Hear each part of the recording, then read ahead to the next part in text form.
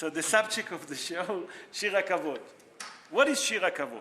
Shir HaKavod, that's the proper name of to Anim Zmirot.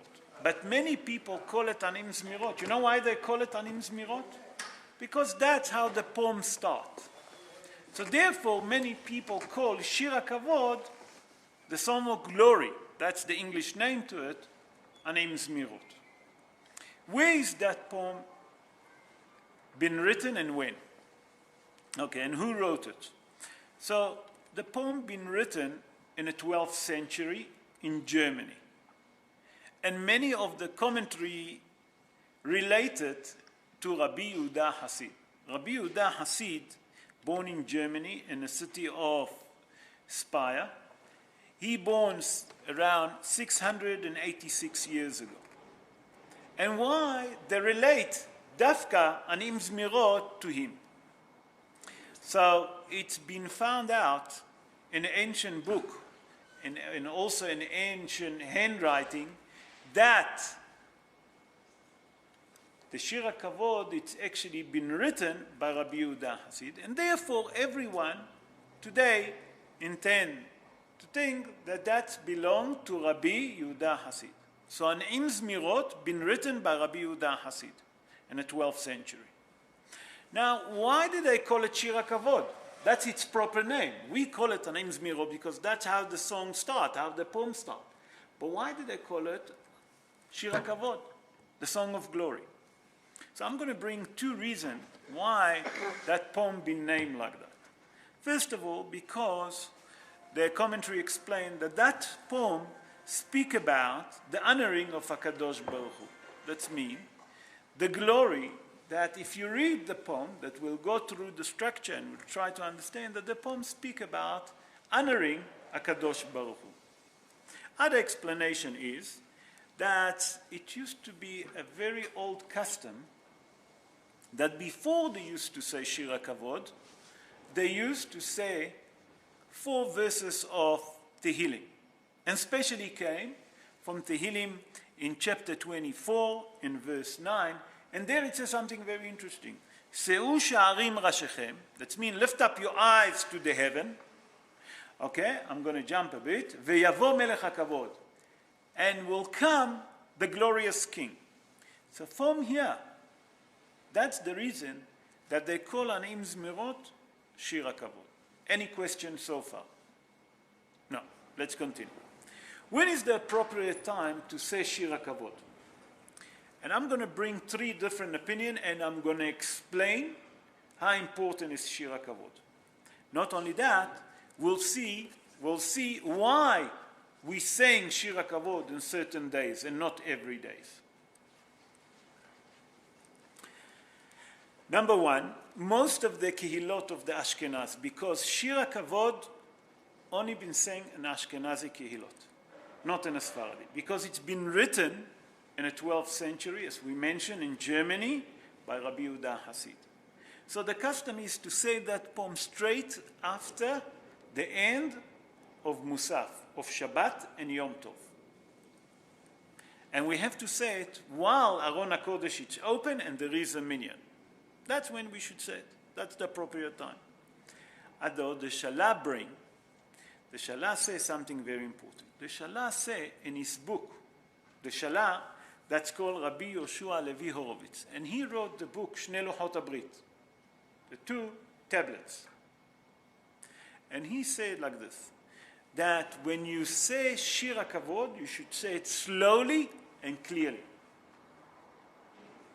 Slowly and clearly. Therefore, we say, from that, we learn that Shir HaKavod should say after Kiddush or after you have a small meal so people wouldn't run away. Why? Because Shir HaKavod, we're honoring the Almighty, and it's not nice immediately to finish it so quick and immediately to run away to eat for the brocha.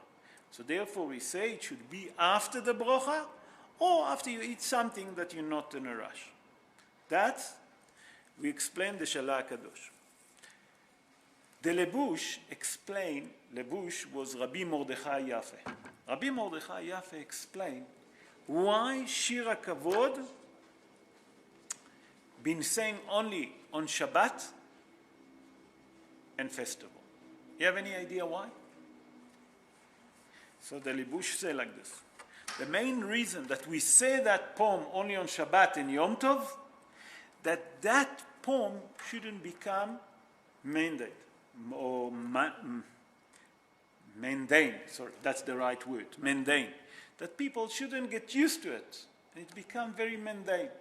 So therefore, they leave it for Shabbos and festival. Now we stop because Steve wanted to ask a question. Yes?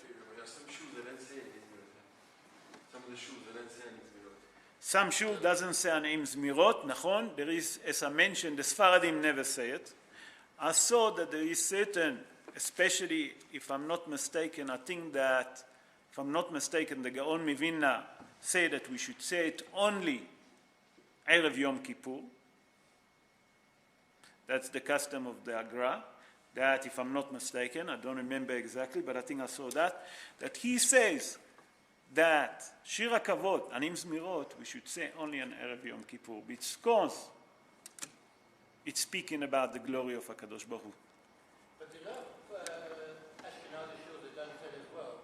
Yeah, that's what I say. But and effectively, my sister in Israel says it's the whole Haredi movement in Israel. No one says it sure anyway. Really? Yeah, a lot of people don't. I mean, my nephews are at yeshiva schools there. They've never heard of anything, basically. They never hear about it. Yeah. I'm very surprised. I know that the Sfaradim community, it's not very, they don't say it because they have a different nusach.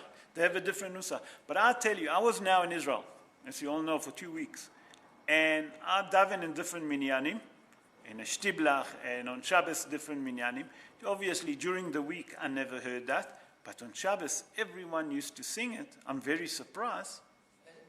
But I'm very surprised. The smaller minyanim seem not to do it.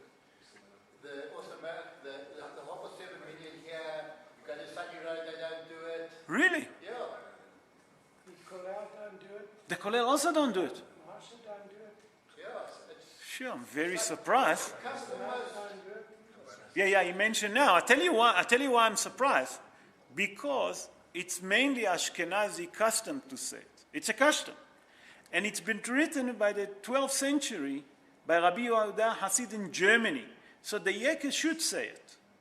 Because Rabbi Yehuda Hasid, born in Germany, and he's a Yeke, I'm surprised. Hadas says it. Adas said it. Hadas Okay, says it, Adas yes. said it. Hadas Okay, says so it. but I'm surprised because now Jewel told me that not the Kollel and not Maharsha, you told me, am I right? And Russell told me also Or Sameach doesn't say it. I mean, wow. And a few other minyanim here in the complex. I'm very surprised. Yes. I was at one show where the Rav said it should only be done at festivals. Okay, so that's what I said, that the Hagra said that you should say it on festival. Maybe, and that's what I wanted to get now. Maybe in those shul they say it on festival only.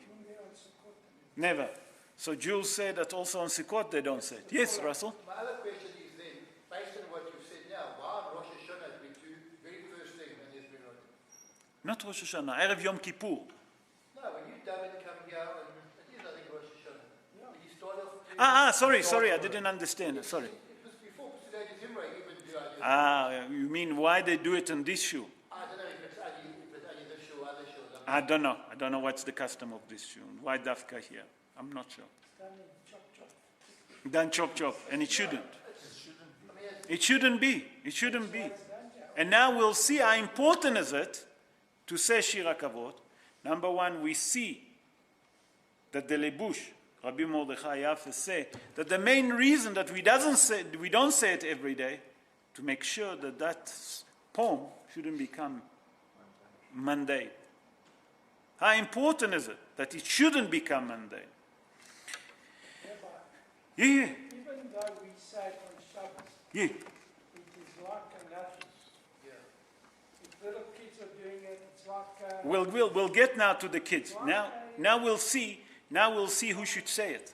I'm bringing two opinions. Who should say Shir HaKavod? You remember you asked me, you asked me to do a shiur. So there is a custom, and now you'll understand that. that usually the cantor, the Hazan say the first verse, and the congregation say the second verse. So what does it become? It's become like an answer between the cantor, between the Hazan and the congregation. So we see from here that there is one custom that the Hazan said. Although, there is another custom that a young boy below the age of 13 should say Shir HaKavod. And there is a reason for it. It's very important to understand why a child that didn't reach mitzvot, below bar mitzvah, should say Shir HaKavod. And the explanation like this. The Mefarshim explain, because a little kid doesn't have a hiyuv of averot, that means when he didn't reach the age of bar mitzvah, there is no obligation on him to receive punishment of mitzvot.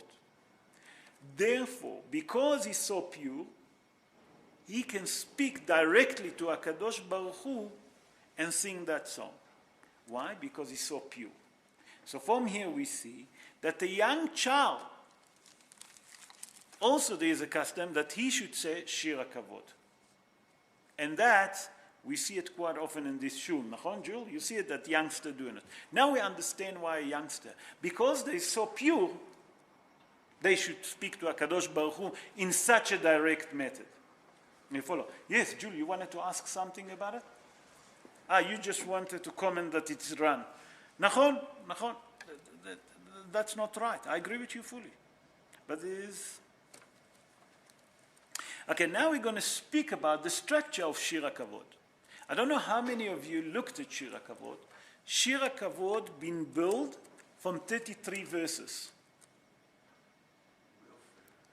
From them, there is 31 original verses. And I explain what's the difference. The last two verses of Shir HaKavod came from the Tanakh. One from the book of Chronicle, Divrei Hayamim Aleph, that means Chronicle 1. In chapter 29, in verse 11, it says, לך אדוני הגדולה והתפארת והנצח וההוד ככל בשמיים ובארץ. So that, the last two verses come from the Tanakh. The first one is from the book of Chronicle Aleph. The second verse, the second last verse, came from Sefer Tehillim, chapter 106, verse 2, and there it says, Mi yemalel gevurot Adonai yashmi'a kol tehilato.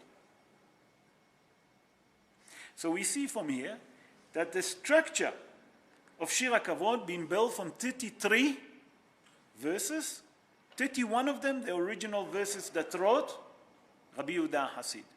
And the other two that he wrote in the end, those, the one that came from the Tanakh. Now also there is something very interesting about Shir HaKavod. Shir HaKavod, if you look from verse 5 until verse 28, you see it's going in an alphabetic order. That means every verse will start from verse 5, okay, onwards, with the alphabetic order. Did you know that? You didn't take notice of that. But only from the fifth verse. Okay. Now, there is other thing in that that's very important. There is two letters that repeat themselves. The letter Shresh and the letter Staf repeat themselves twice. That's the only two letters that repeat themselves in that poem. Also, we have to understand that if you see that towards the end of the poem, we singing it, and then the Hazan, whoever sing the poem, repeat it again. Why is that? To remind now those that saying Kaddish, the Mona Kaddish, to give them a chance to be ready to understand that now immediately we're going to finish the poem and they have to say Kaddish. So that's the main reason. That's regarding the structure of Shir HaKavod. Now I'm going to speak about the content of Shir HaKavod to understand a little bit. So Shir HaKavod describes the greatness of HaKadosh Baruch Hu. In Shir HaKavod, when we're singing it, I don't know how many of you looked into that poem, but it speaks about different idea. Number one, it speaks about the greatness of HaKadosh Baruch Hu. The second part that it speaks about is that how normal human mind, normal human brain cannot understand what is mean HaKadosh Baruch Hu. And what do I mean by that? That means, it said there that we know that a human being cannot touch HaKadosh Baruch Hu. But it's mentioned it. Where is it mentioned? In Shir HaKavod. And it said, V'yashevucha lefi ma'asecha. And Hazal explained that HaKadosh Baruch Hu is something that is eternal. Doesn't end. It doesn't start, it doesn't end. We don't understand that what HaKadosh Baruch Hu. So therefore, no human being can touch HaKadosh Baruch Hu. It's not something physical, like a person can feel it. And that's what it speaks about, the greatness of HaKadosh Baruch Hu. I would like to end up with something very important, and we have to understand, and I'm going to bring what Rabbi Tzvi Yehuda Kook says. Rabbi Tzvi Yehuda Kook says something very important. And he said like this, that from the verse that it speaks about, that it says, Shitamon, Shirana Alecha, Verinati Tikrav Elecha, he said that here, Rabbi Yehuda Hasid, when he wrote that poem, he asked HaKadosh Baruch Hu that number one, that will organize and will provide all the needs that the Jewish people need. That means to help us with all our needs. But he said that not only that we ask for our needs, he said that there is something more greater. He said that if you look in the end, it's also mentioned, and it's speaking about the redemption of the Jewish people. That HaKadosh Baruch Hu will bring the redemption and will look after us. That means that the redemption should be organized for us. That's what that poem stands for. Any question? Yes. Just a comment where it says Nafshi Chamda. Nafshi Chemda. Yeah. So there is a different way to say just Nafshi Hamda or Nafshi Hemda. It doesn't make a difference. The meaning is that my soul is actually exciting. It's wanted, so much wanted. There's nothing better than that. That my soul only wants that. What does it mean? That if you see in many different verses, there is that people change the kamat a little bit. They say it more, they say it less. But the meaning doesn't change. The meaning of the word, you don't change. It's not important. So, please God. Yes, Stephen. Kesher Tefillin. Yeah. What are you asking, sir? That's what is he said there, that the kesher of the tefillin. What is the tefillin is? Tefillin is a ot. What is a ot? It's a sign. Every day, from the weekday, we put tefillin. Nachon? On Shabbos, we don't. Why? Because we say musaf. Shabbos and Yom Tov, or Chol HaMoed, we don't put tefillin. Nachon? Why? Why we don't put tefillin? Because a person should have two signs. And the sign that a human being have, number one is a bris and the tefillin during the week. On Shabbos that we say musaf, we don't need the tefillin. So he come to tell you the tefillin that we having, kesher tefillin ira le'anab, that means that tefillin that HaKadosh Baruch Hu given us is a sign between us and him. You understand? That's the covenant that we have between us and HaKadosh Baruch Hu. Please God, that next time, that when we hear Shir HaKavod, we'll understand, number one, who wrote it. Who wrote that important poem, why we sing it Dafka on Shabbos, the structure of the Shir HaKavod we'll understand, and we'll understand the content that he speak about, the greatness of the Almighty. And Be'ezrat Hashem, we should all merit, like Rabbi Tzvi Yehuda Kook said, that we should all merit that HaKadosh Baruch Hu will organize our redemption, and we should merit to see it speedily in our day. Amen כן יהי רצון. רבי חנניה בן הקשיא אומר, רוצה הקדוש ברוך הוא לזכות את ישראל, לפיכך הרבה להם תורה ומצוות, שנאמר